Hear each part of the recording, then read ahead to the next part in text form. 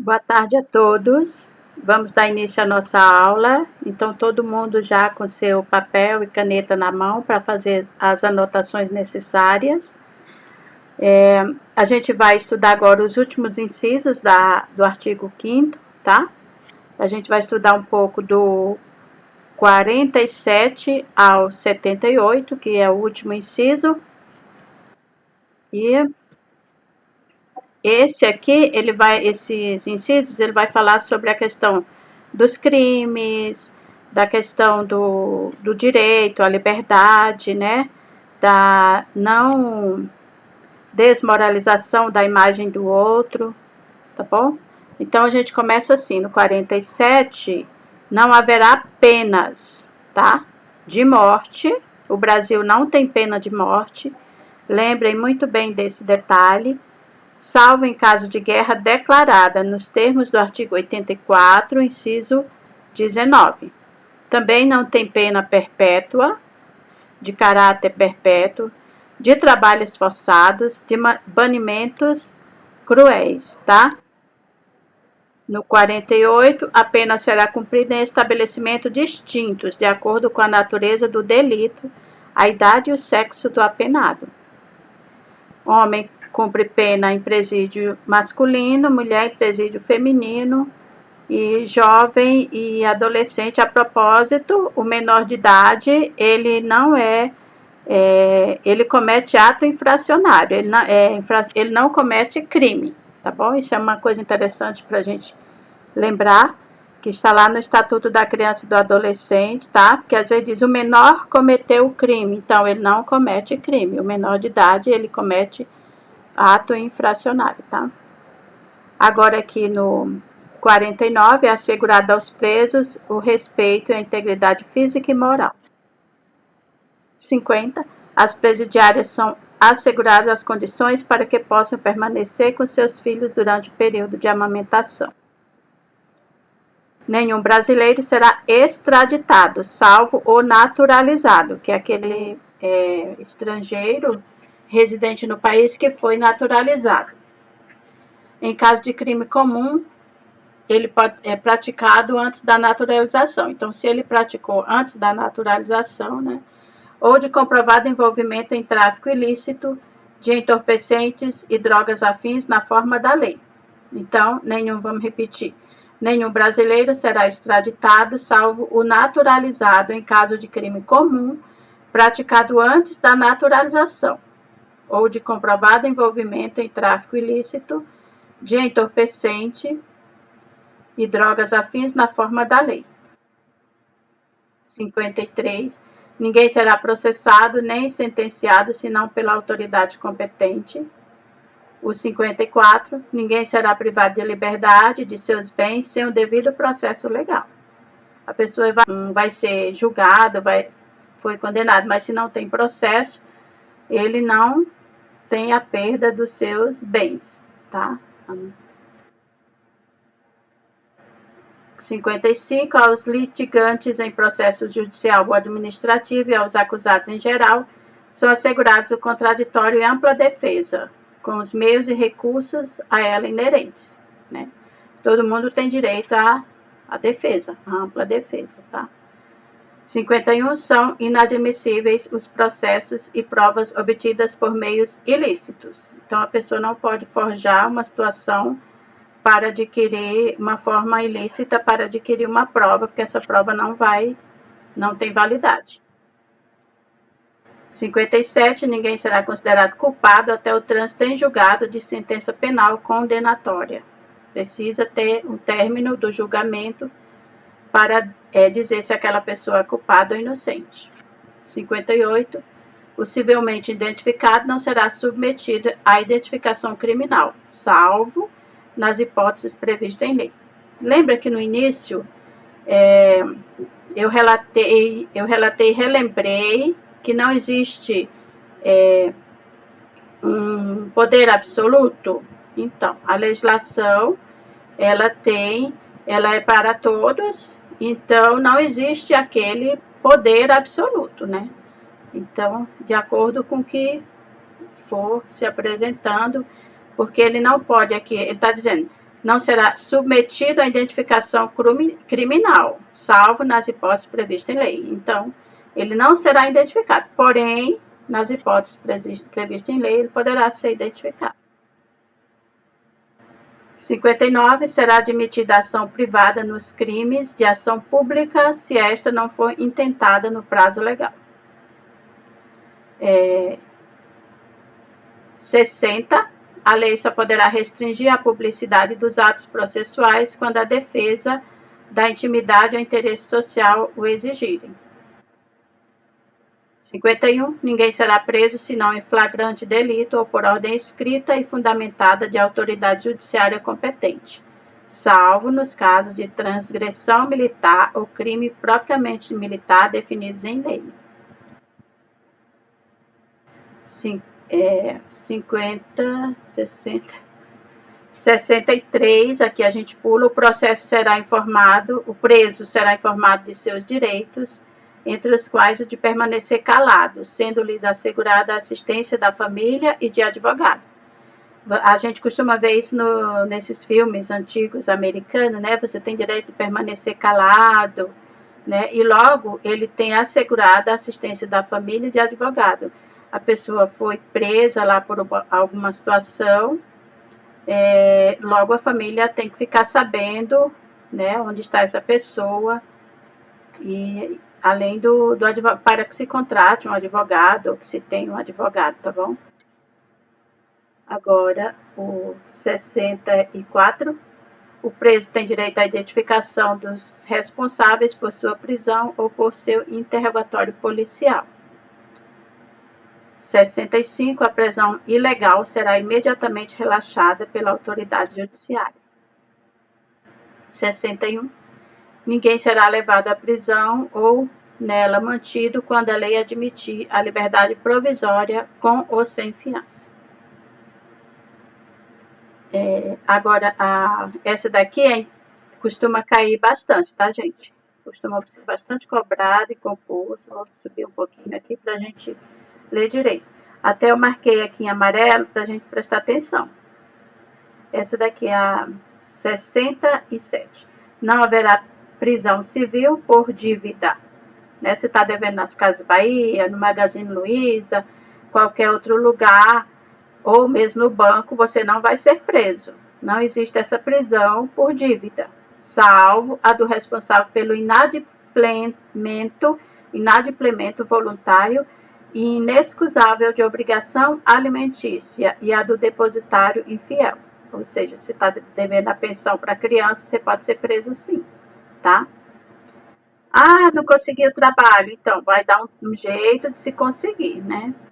Porque existe essa possibilidade sim. Você está devendo para o banco, para todo que é lugar, né? Aí você não será preso por isso. Agora, você também, que é uma coisa justa, você está devendo a pensão alimentícia da criança, você pode ser realmente preso por isso, tá?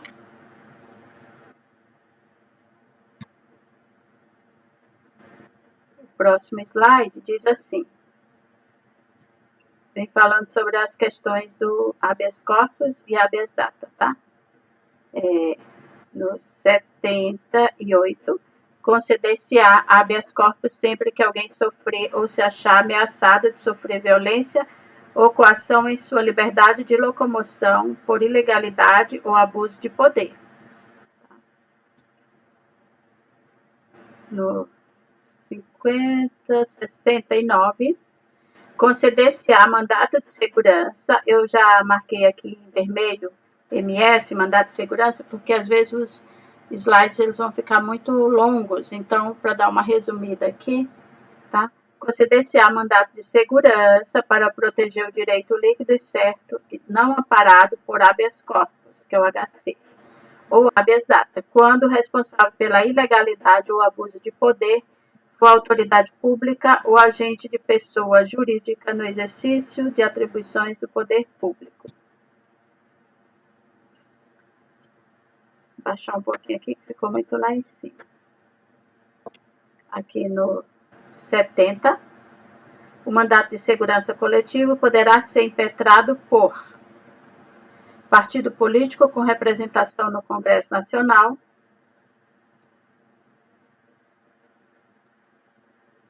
Aqui a gente dá uma continuidade nesse assunto. No B, ele diz também por organização sindical, entidade de classe ou associação legalmente constituída e em funcionamento há pelo menos um ano em defesa dos interesses de seus membros associados. 71. Conceder-se-á mandato de injunção sempre que a falta de norma regulamentadora torne inviável o exercício dos direitos e liberdades constitucionais e das prerrogativas inerentes à nacionalidade, à soberania e à cidadania. 72. Conceder-se-á habeas data. A. Para assegurar o conhecimento de informações relativas à pessoa do impetrante, constante de registro ou bancos de dados de entidades governamentais ou de caráter público.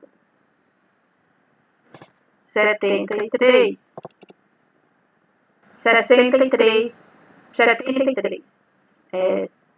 Em algarismo romano, às vezes a leitura fica um pouco atrapalhada, mas aqui é 73.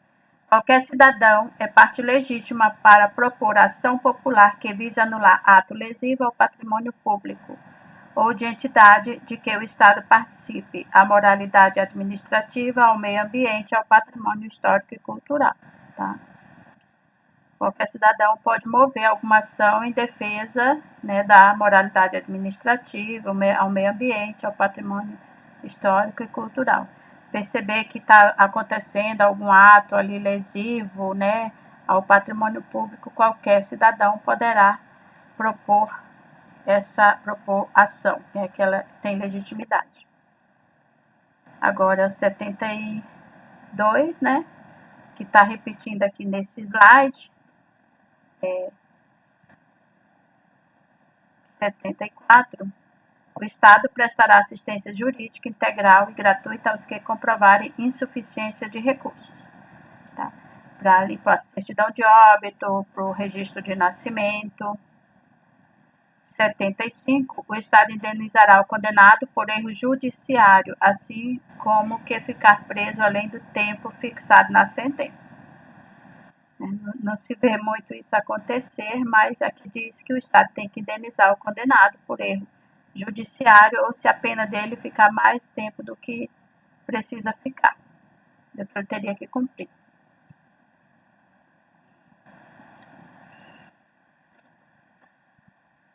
Então, aqui vem falar das gratuidades. 76. São gratuitos para os reconhecimentos pobres na forma da lei, o registro civil de nascimento, aquilo que eu já falei, né? A certidão de óbito.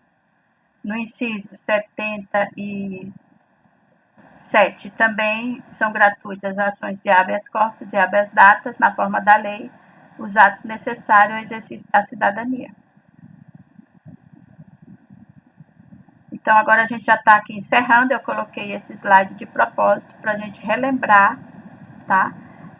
Os nossos 5 pontos dos direitos fundamentais e deveres individuais e coletivos, tá? Aqui desse artigo 5º, quais são mesmo?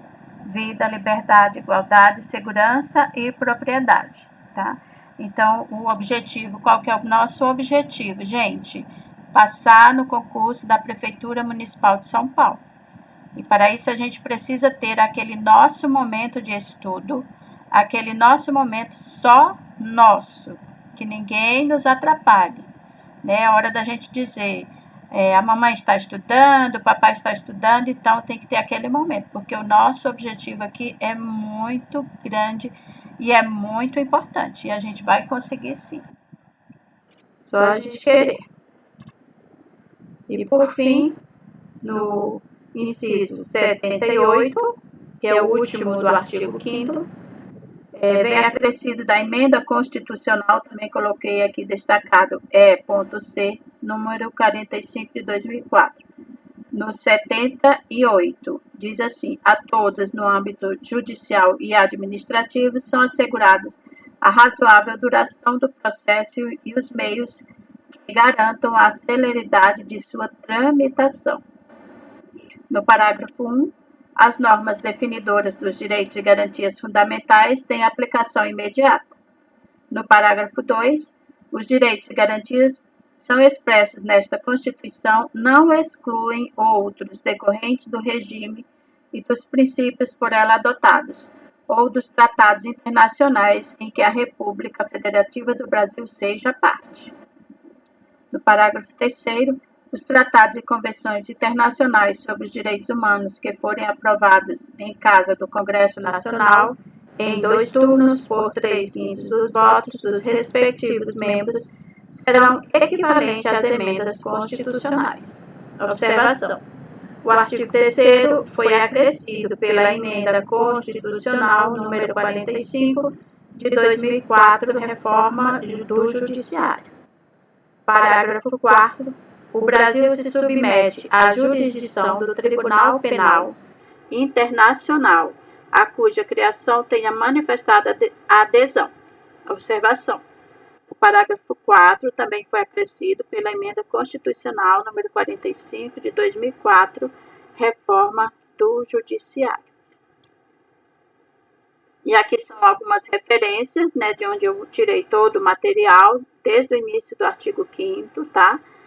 Deixei também aqui que vocês podem baixar toda a Constituição Federal de 1988, né, em PDF, para mais consultas e mais estudos. Por fim, eu preparei, eu pesquisei, na verdade. Dessa vez não fui eu que preparei as questões, mas para vocês verificarem que é um assunto bastante cobrado em concurso, né? A Constituição Federal, porque é a nossa lei maior. Eu trouxe, né, um simulado com 100 questões, depois elas são comentadas e tem o gabarito para a gente praticar e ficar bem afiado nessa questão da legislação.